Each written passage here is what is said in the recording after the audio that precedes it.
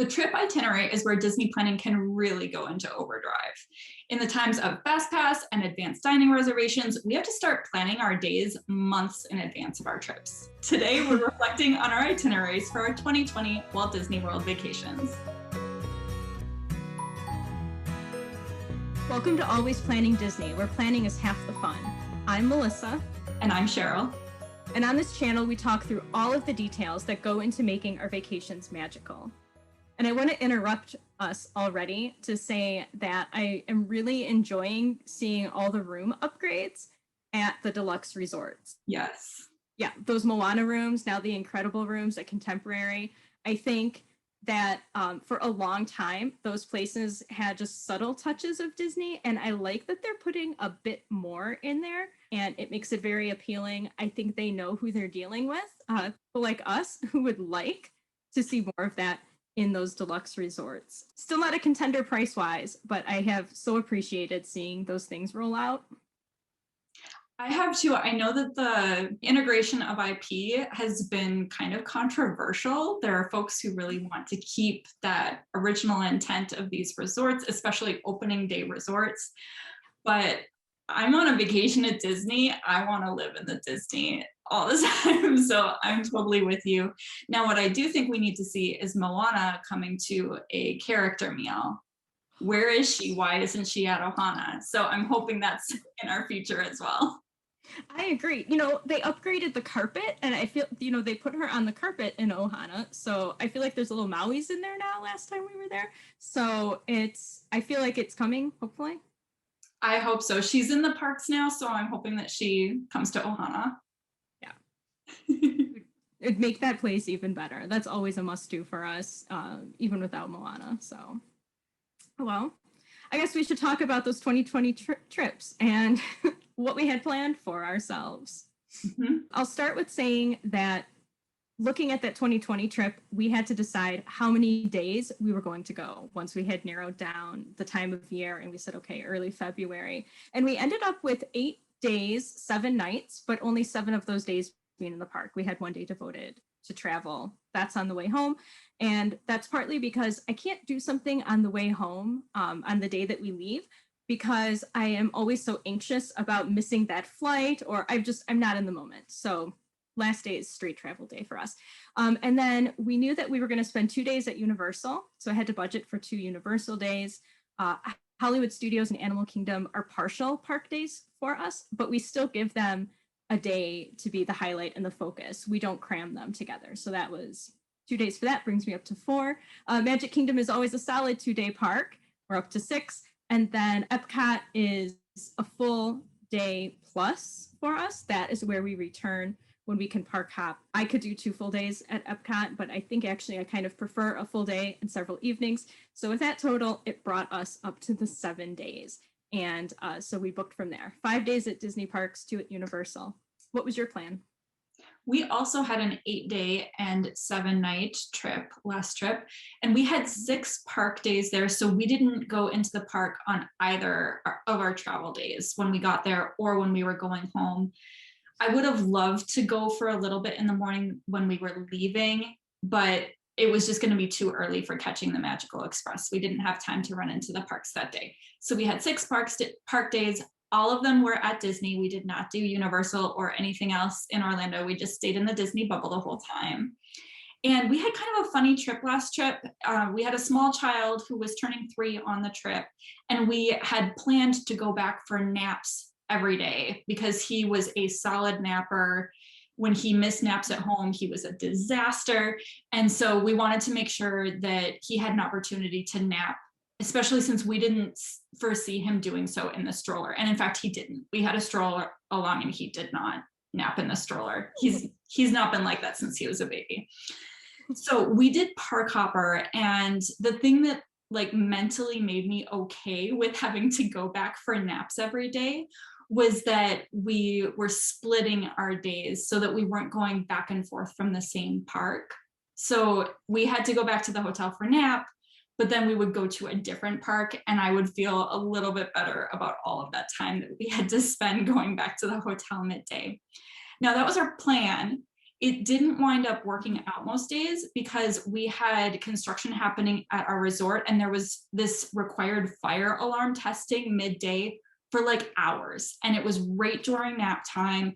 So we had planned to go back, but there were literally fire alarms blaring the whole time that we would have been napping. So we were only able to go back for nap just 1 or 2 days of the trip was all. So that was completely outside of our plans.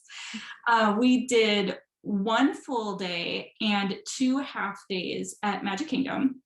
And we spent the whole day there on our son's birthday because it has the most 3-year-old appropriate rides. So it felt really like the best move for him to spend all day on his actual birthday at the Magic Kingdom. And that was really a park, pre-park open actually, to park closed fireworks kind of a day.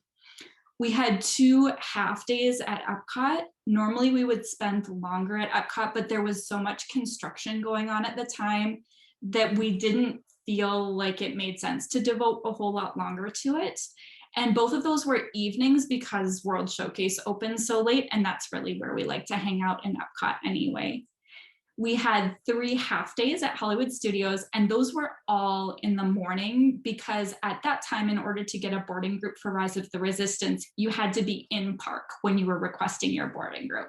So we wanted to give ourselves 3 chances to get on Rise of the Resistance. And then we had 3 half days at Animal Kingdom.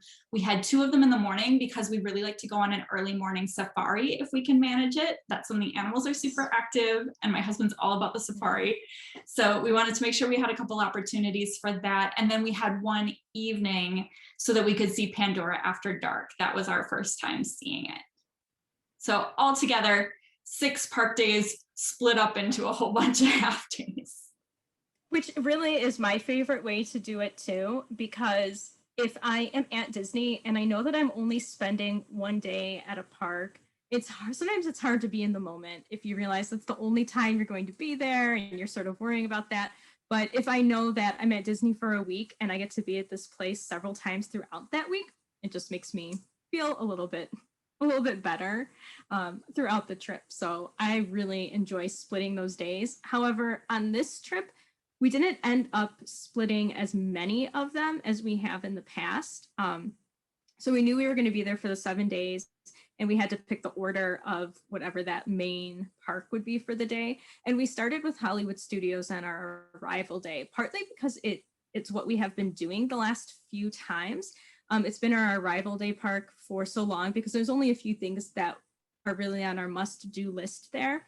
And that's changing now with Galaxy's Edge and Toy Story Land. And those things were open February 2020, but they were very new. And we planned going in that we weren't going to have anything to do with trying to get a boarding group because it was going to be stressful and something that we didn't want to look forward to and not get, or something where we'd have to try repeatedly. So we said, forget it, next trip. So it was our arrival day park anyway. Then I put our Universal days immediately after. And that was because our trip overlapped with the cheerleaders, as it often does. And I don't mind going to Disney the same time as the cheerleaders, but if I'm losing 2 Disney days, I'm going to take it out of the cheer convention end and not the other end. So we did Universal days next. I couldn't remember the next 3 days, and then I found my planning notes scribbled in a notebook. We ended up doing Magic Kingdom for a full day, Epcot for a full day, Magic Kingdom. Sometimes it is difficult for me to choose if we're going to do Magic Kingdom back to back or split it up. I'm starting to really like the idea of going there first and last as like a highlight day and fill in the gaps otherwise. We ended up our last park day at Animal Kingdom, which we paired with some resort hopping and a night in the pool instead of returning to Epcot. And it was partly because we were so wiped out.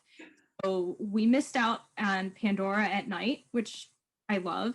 And we missed out on returning to Epcot for drinks, which I love. But it was a long, nonstop trip, and we didn't pad any rest time in. And so we definitely felt it on that last day. We also ended up at Animal Kingdom for the final day because I wanted to make sure that we could get fast passes for Flight of Passage. Mm-hmm. And I wanted to play the whole system of being able to book for my whole trip. And I'm like, I'm just gonna do it on the last day because I know I'll have my choice of times. So that's how we ended up with Animal Kingdom at the end. But I probably really would have preferred Magic Kingdom to close out my trip. How did you order the parks? We had our first morning at Hollywood Studios because my husband is a huge Star Wars fan, and we knew that if we went anywhere else on that first morning, he'd just be thinking about Galaxy's Edge. So we may as well just go there first in the trip, get it done with. Not done with, because we did go back to it a few more times, but just give him an opportunity to get in there right away since he was so excited about it. And then we had lots of back and forth between the parks because we were doing that half-day setup, except for that one full day at the Magic Kingdom. And that did take place about halfway through the trip, maybe a little more than that. So that worked out really well. We used touring plans to schedule our ride plans. They have this subscription service where you plug in which rides you want to go on, and it'll spit out the order in which you should do the rides to minimize your wait time, or you can set it to minimize how much walking you do, or all these different things. But since the crowd predictions were so off for February 2020, I don't think it was as helpful as it could have been. So we were really trying to like maximize everything as much as we could, since we were spending several hours a day, or planning to spend several hours a day on a nap. We wanted to try and really fit as much in there as we could. I was really glad that we had scheduled those 3 different tries at Rise of the Resistance. So we had those 3 mornings in Hollywood Studios. Again, those were kind of scattered throughout our trip. And it wound up taking all of them in order to actually get on this ride because of all the breakdowns and just all of the issues that everyone has, I'm sure, heard about or experienced with Rise of the Resistance. So that's a whole nother video, but I was glad that we made sure we were able to get on that ride. Because we had a small child with an early bedtime this trip, we watched the times for the nighttime shows to try and get them in. So that did dictate a bit which park we were going to in the evenings, because there was a little bit of variation over the course of the trip. So we did Animal Kingdom the first evening of our trip because that was when they had the earliest nighttime show. It was only by about 15 minutes, but we thought, well, 15 minutes is 15 minutes. We may as well give it a shot.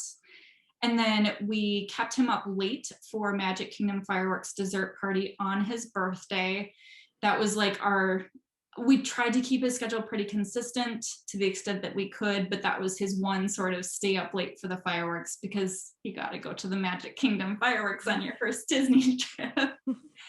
And then we did Fantasmic, which is my favorite. I love Fantasmic, although I think it needs a bit of a refresh right now, but love Fantasmic on date night when my folks put our son to bed, and of course met up with you and your family there. So that was super cool. That was the first time we had met in person. And we didn't see the Epcot show at all this trip. It just didn't work out. We love that one, but it didn't work out with the schedule this time and early bedtimes. So that was how we kind of arranged our evenings. And then we did close out our trip with the Magic Kingdom. I think it's so nice to say goodbye to Disney when you're saying goodbye to the Magic Kingdom. It just feels right.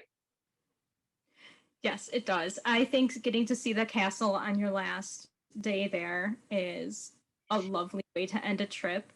We ended once with a dinner at Ohana, and we could see the castle from a distance. This was, I think, in like the 2015 trip when Jack was a baby.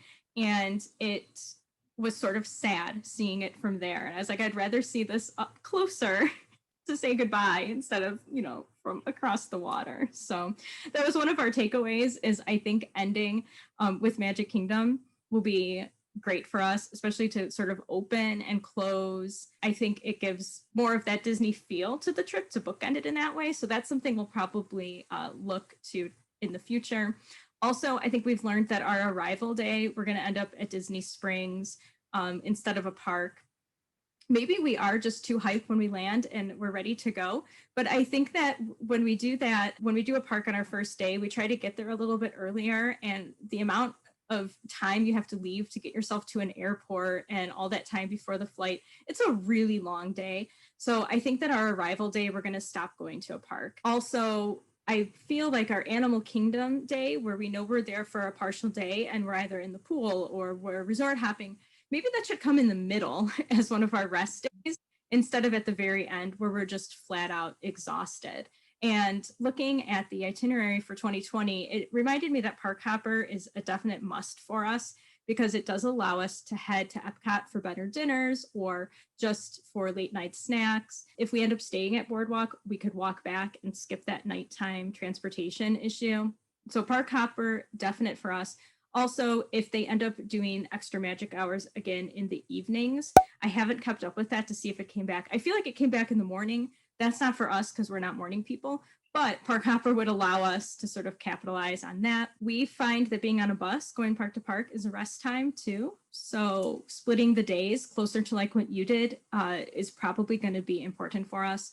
And if I ever go to Universal again, paired with a Disney trip, I think I would end up doing a full Universal trip at like Universal Resort, the whole thing there, because transportation to and from was expensive. We ended up using Uber with a car seat, and between that and then having to pay for the line skip ticket on the second day when we realized you can't manage Universal without it, it was a lot of money. And we probably would have saved money just staying at Universal for that one night. So I think I would consider that next time instead of coming to Disney, skipping out, and then coming back because it's a hassle. I don't recommend it. It seems like a lot for a single trip. Yeah. And we definitely, our whole group, not just me, our whole group wants a more relaxing trip next time. I think that's really our priority. Our 2020 trip was our first one, my husband and I's first one in about 5 years. It was our first one with our son. So there was that whole energy of taking him there for the first time. And we were trying to do this whole navigation around maps. So it was a fun trip, but it was not a relaxing trip at all. There was a lot going on. And I had thought that this whole going back to the resort midday for nap time would also allow us to get some pool time when the weather allowed, since again, it was February. So like we mentioned in a previous episode, you don't always get a ton of great pool days in a February vacation. So I thought that those times would overlap and give us some flexibility there, but that didn't turn out to be the case. So I was planning to be at the resort for a nap from about 1 to 3:30 each day, which is longer than he actually napped, but that was about an amount of time that I thought would work. And then I found that the end of that time, up until about dinner time, was when my dad really wanted to be in the pool because it was the warmest out during the day. So since we won't have naps next trip to plan around, we're only planning to schedule our days until probably 2 or 3 in the afternoon, and then leave the rest of the afternoon and evening free for the pool or free for just spontaneity, you know, hopping to a park to do something that we didn't have a chance to do when we were there before. Or I don't know, wandering around someplace, whatever we feel like. So we might have dinner reservations, or we might have plans to see one of the nighttime shows, but keeping like a good portion of our day really flexible and open so we can take advantage of it. That's something that I realized is really important. And then we also thought that we could do without a rest day in our trip, since we were coming back to the hotel every afternoon. But in practice, since we were only able to do that 1 or 2 days our whole trip, we were exhausted by the end of it. I was hurting, even though I had good shoes. I was just in some pain. So next trip, we'll schedule at least one rest day where we can hang out at the resort. We can have a more relaxing trip to Disney Springs, all of that stuff. So definitely rest day needs to happen in future trips. I think that is our theme.